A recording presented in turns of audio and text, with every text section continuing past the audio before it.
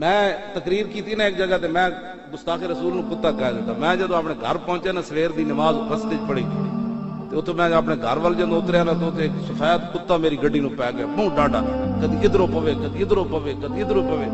میں ڈرائیور نو کہا میں کہ تھلے دے یار کی مصیبت نے بڑھا دی. اگے چوک تے گیا تو میں کہ ہنے مڑ جانا, کتا تے جان ہی نہ چھڈے. پھر اگلے چوک وچ گئے این جا کے پھر ساڈے گھر این چوک تے او پھر کتا اگوں پوے. پھر ساڈے گھر والے این جدوں گڈی مڑی مسجد وال تے کتا پھر اگے گیا. میں کہا منڈے میرے کتے نو ہویا کیویں؟ وہ کہندے جی پتہ نہیں اج تک تے ہویا نہیں. جدوں مسجد دے باہر جا کے میں گڈی روکی نا تے میں کہا یار کوئی غلطی ہو گئی میرے کول. اج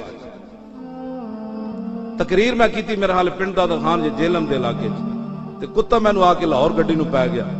میں دروازہ کھول کے نہ لتاں باہر کٹ کے کتا میری گڈی دے اگے بہ گیا. میں کہا کتیا غلطی ہو گئی یار.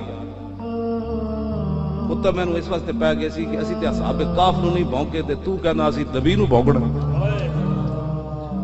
جدوں میں کتے نو مخاطب کر کے کہا نا میں کہ غلطی ہو گئی یار, میں غلط تشبیہ دیتی. اے سارے منڈے میرے نال گواہ من کتا سر ڈا کے تے چل پے چپ کر کے.